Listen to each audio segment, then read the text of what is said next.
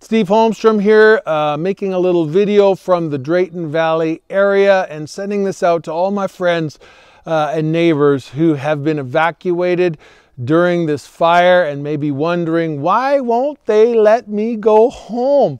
There's a lot of rumors going around that the fires are out. You know, some guy in the middle of the town takes a picture of a blue sky and says, there is no threat. Everyone should come home. There are people saying that the reason we can't come home is because the military has taken control of the town, and even though there is no threat, they're shutting us down because Justin Trudeau wants to destroy the oil field. Friends, can I just say, that is not the case. I am right on the edge of town. I own 2 quarter sections right on the edge of town. Both of them have been completely destroyed by fire, and all over the property you can see, like this one, little fires still burning, the roots underneath the tree. It's just under the ground. It's everywhere. And I was talking to a firefighter last night, and he was saying the big concern they have is that in the next few days, with this hot weather coming, that these fires are going to light right up again and just come right through these areas, plus burn up whole other areas. And there is still the threat that it could come back into town. But even if it doesn't come into town, you can't have 7,000 people breathing what I'm breathing right now. It is absolutely horrible. And so I want you to know, and I felt like I needed to even just make a little video because I'm a freedom fighter like you, okay? I don't trust the authorities most days, just to be honest. I know that many of the authorities in this nation do not have our best in mind, and we can't trust them. And so when rednecks like you and me and people in Drayton Valley, when we're told what to do, we don't appreciate it. And we want to fight back, and we want to take a stand. And we're pretty sure that somebody's trying to hurt us. But I want to tell you, in this case, that is not the case. The authorities, the people running the show right now in Drayton Valley, from my judgment, they are doing their absolute best to put out fires so that we can come home. The military is in town because they're helping put out fires. Do you know how many thousands of little things like this are still burning out in the woods? These guys are out there doing the kind of work you don't want to do. I mean, they're on foot trying to put out these little fires, working so hard so that we can get home as soon as possible. But I want you to know it ain't going to be soon. You know, they're saying middle of next week would be like the minimum. And that's if like they really beat this thing and squash it over the next few days.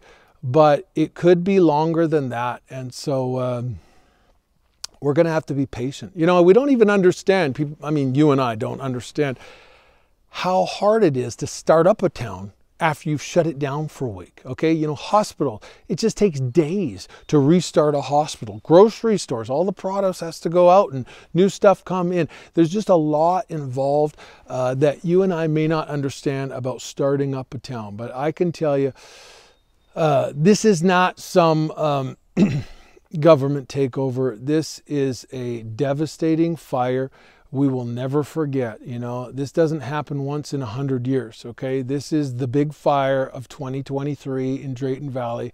We will remember it for the rest of our lives. It was horrible, it was costly, and a great team of brilliant, hardworking people are doing everything they can to put an end to this fire so that we can come home. And so I just want to encourage you, believe the best about your leaders. That's what I want to do. I'm trying to put out a little fire right now, and it's some bad rumors. And I want to encourage you, believe the best about the leaders who are working so hard in this region right now. And also, you know, let's just keep loving each other. Let's keep speaking well of each other. Let's keep caring for each other. I'm so amazed at the love I've seen from Drayton Valley residents and even people outside of Drayton Valley who are caring for Drayton Valley residents. You know, I own Zinger Rentals in Drayton, and as soon as the evacuation alert came, I had customers and friends reaching out to me saying, hey, if you know anyone in need, send them to me. We'll take care of them. I have my staff from Zinger living with customers out on acreages, and they're feeding them and caring for them all through the cities. There are people making room for people in Drayton Valley. There are companies in Edmonton and Calgary who are saying, if you're from Drayton Valley, our entertainment is free for your kids, or these sorts of things. And so it's just beautiful to see how the area and even the province has really come together to just love us in our time of need. And so once again, believe the best, and let's pray for rain. We will be home eventually. It just isn't going to be tomorrow. Hold on, wait, I got to tell you one more thing. After I made that video for you, another fire broke out, a bigger one out here on my property, and put in danger something that's very precious to me. This whole place is burned down, but there were still two things left that hadn't burned down that are very precious to me. One is this little cabin that I built, my little prayer cabin. I'm also a minister, and I like to pray, and so I come out to the woods and I pray in my little cabin. And I also have this stage, and we have gatherings in the summertime, big Christian gatherings. Thousands of people come out. We call this the altar. And we have wonderful times out here in the woods. Well, this cabin is precious to me. This stage is precious to me. And a fire broke out right near my cabin. I swear, this is after that last video I made to you. Cop shows up. Next thing I know, fire boss is out here. Do you need help? Yes, I do. Next thing I know, helicopter after helicopter after helicopter start dropping these water bombs all around my cabin. Probably 40 or 50 drops of water all around my cabin. The next thing I know, they've set up sprinkler systems on top of and all around my stage, and all on top of and around my cabin.